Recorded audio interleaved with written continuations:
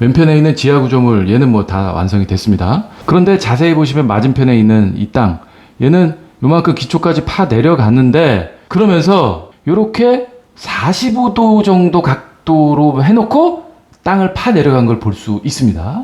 그런데 여기는 지하 구조물 얘 맞은편을 흙막이로 이렇게 단단히 고정해 놓은 상태로 수직으로 파 내려간 걸 볼 수 있어요. 여기는 왜 흙막이를 했을까요?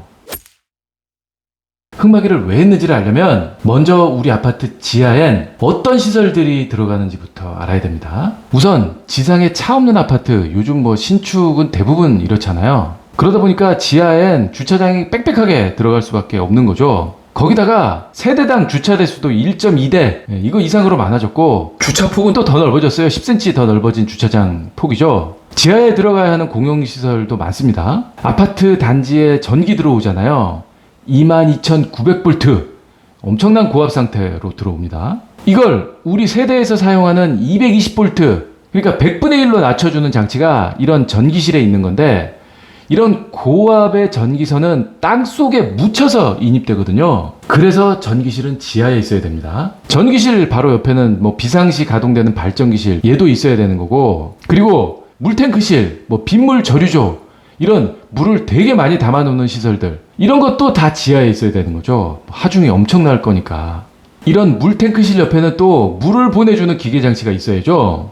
각 세대로 뜨거운 물, 차가운 물 뭐 저런 거미줄 같은 배관을 통해서 다 세대별로 보내줘야 됩니다. 그러다 보니까 지하 공간이 엄청 많이 필요해진 거고 그래서 이런 사업 부지가 있다면 여기에 꽉 차서 빽빽하게 들어갈 수밖에 없는 이유인 거예요. 대지 경계에 바짝 붙여서 지하 구조물을 만들어 놓고 그렇게 밑으로 파 내려갈 수밖에 없다는 건데 대지 경계에 바짝 붙는다는 거 이게 왜 또 신경 써야 될 문제냐? 기초도 안 치고 지하 구조물이 이렇게 들어갑니다. 이 지하 구조물 만들기 위해서 이렇게 땅을 팠는데 보통 이렇게 45도 각도 유지한 채로 파 내려가야 이 집안이 안정적인 상태가 될 수 있다 라는 건데 그런데 만약에 대지 경계가 경사 면 위에 있다면 남의 땅을 침범해서 막 이렇게 그냥 막 파서 경사로 만들어 놓고 이럴 수는 없는 거잖아요. 그래서 수직으로 파 내려갈 수 있는 흙막이가 필요한 거예요. 대지 경계에 바짝 붙여서 10m, 20m 파 내려가도 흙이 무너져 쏟아지지 않을 만한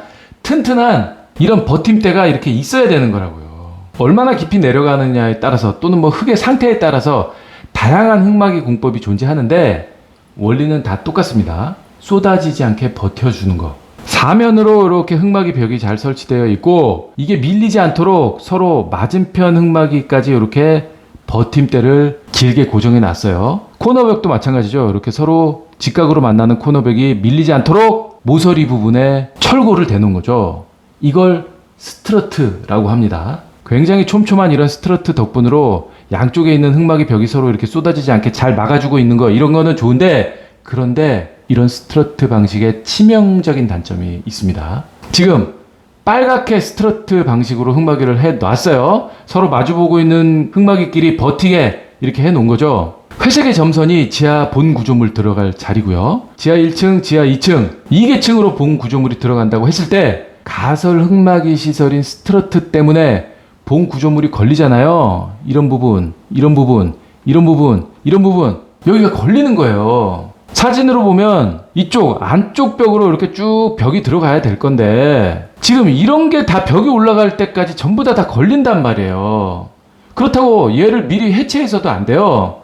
얘가 지금 이 양쪽의 흙막이를 버텨주고 있으면서 구조적으로 힘을 받아주고 있는 건데 구조물 만들겠다고 미리 해체하면 흙막이가 무너지는 거죠. 그래서 본 구조물 벽을 나눠서 타설합니다. 걸리는 스트러트 밑까지 요만큼만 먼저 바늘을 올리는 거죠. 여기도 마찬가지고. 그래서 반쪽짜리 벽이 버티는 힘을 추가로 더해주게 만들어 놓고 그리고 나서 스트러트 첫 단을 해체하는 거예요. 나머지 벽체와 바닥 슬래브를 만드는데 걸리적거리는 가시설을 이제서야 제거할 수 있는 거죠. 그리고 나서 지하 2층 구조물 전체를 만들 수 있게 되는 거고 지하 1층도 똑같은 방법으로 또 반만 이렇게 올려놓고 나서 구조적으로 버티는 힘이 이상 없게 만들어 놓은 후에 동일한 순서로 진행하는 건데 이거 엄청 번거롭잖아요. 몇 번씩 끊어쳐야 되면서 충분히 양생될 때까지 해체하지도 못하는 거고 구조체도 끊어서 좋을 것도 없는 거고 그래서 이런 방식의 흙막이가 등장합니다.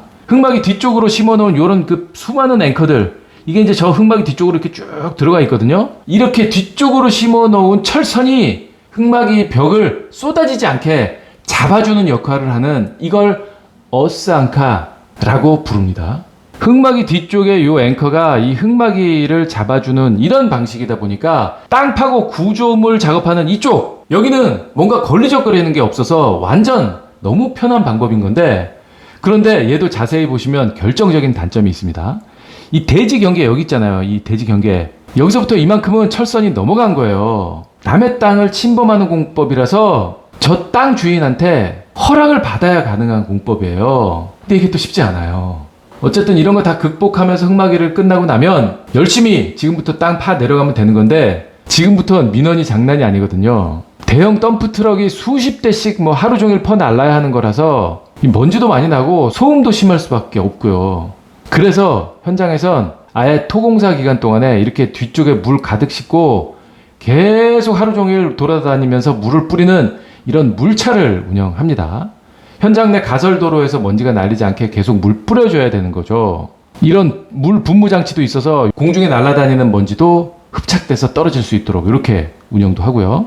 가설 펜스 상단에 미스트처럼 분무가 되는 이런 장치도 해줘야 되고요. 장비가 많은 곳엔 이런 가설 방음벽도 추가로 설치를 해서 소음을 줄이는 노력도 해야 되는 거죠. 도로 운행하면서 덤프에서 흙이 떨어져가지고 지저분해지면 안 되니까 덤프 트럭이 현장 벗어나기 직전에 여기저기 잘 쓸어 내려줍니다.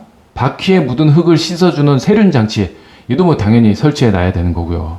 도로에 진입할 때는 교통 통제도 필수 요소입니다. 이런 모든 준비가 다 된 상태에서 흙막이 하고 땅 파 내려가는 작업이 이제 드디어 뒤따라야 되는 거죠. 그래서 오늘의 결론 대지 경계에 바짝 붙어서 작업하는 흙막이 토공 작업 주변 민원 대응이 구할이다.